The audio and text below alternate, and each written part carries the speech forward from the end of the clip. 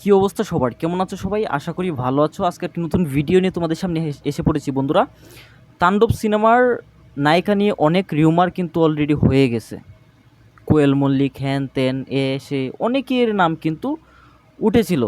Finally আমরা officially একটা update জানতে পেরেছি বন্ধুরা। এটা কিন্তু অফিসিয়ালি আপডেট, বাট অফিসিয়ালিভাবে তোমাদেরকে জানানো হয় নাই, আমরা কিন্তু জেনে ফেলেছি। তো জিনিসটা হচ্ছে তাণ্ডব সিনেমার নায়িকা কে, এটা কিন্তু আমরা এবার অফিসিয়ালি জেনে ফেলেছি। সেটা হচ্ছে ছোটো পর্দার জনপ্রিয় অভিনেত্রী সাবিলা নূরেই থাকতে চলেছে তাণ্ডব সিনেমায়। সাবিলা নূরের নামটাও কিন্তু রিউমার হিসেবে উঠেছিল, শেষ পর্যন্ত এটাই কিন্তু ঠিক হয়েছে। যাই হোক, সাবিলা নূরের দীর্ঘদিনের ইচ্ছা ছিল, বাট তিনি এর আগেও প্রিয়তমা সিনেমার সময় সাবিলা নূরকে কাস্ট করা হলে সে সেটা রিজেক্ট করে দিয়েছে এবং পরবর্তীতে সেটার জন্য সে অনুশোচনা করেছে। এবং পরবর্তীতে তুফান সিনেমার সময় নাবিলা যে ক্যারেক্টারটা ছিল সেটার জন্য সাবিলা নূরকে কাস্ট করা হয়েছিল, কিন্তু সেটাও তিনি রিজেক্ট করে দিয়েছেন এবং রীতিমতো তিনি মানে হতাশই হয়েছেন বলতে গেলে। তো এবার তাণ্ডব সিনেমার অফারটা পেয়ে তিনি কিন্তু আর হাতছাড়া করেননি। তিনি এবার বুঝেছেন মেগাস্টারের পাওয়ার কী।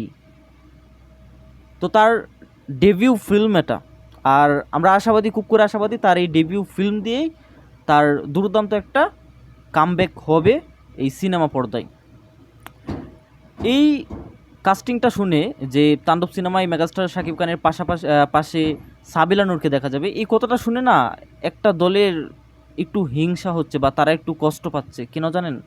কারণ তাদেরও একজন নায়িকা, তাদের প্রথম সিনেমা বিগ ডিজাস্টার হয়েছে।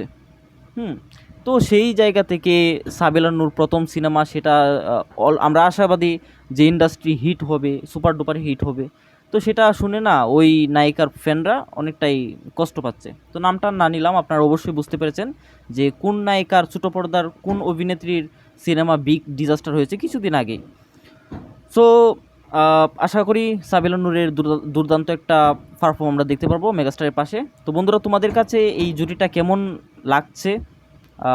জাস্ট এটা তো একটা পিকচার, সামনে আমরা তাণ্ডব সিনেমা থেকে কন্টেন্ট পেলে বলতে পারবো যে সে কতটুকু ভালো করেছে। আরেকটা কথা বলে রাখি, যাদের পছন্দ হয় না এই কাস্টিংটা তাদের উদ্দেশ্যে বলতে চাই, সেটা হচ্ছে রায়হান রাফি এমন পরিচালক না, সে যেই কাজটা করেছে অবশ্যই সে জেনে বুঝে, অবশ্যই ভালো বুঝে করেছে।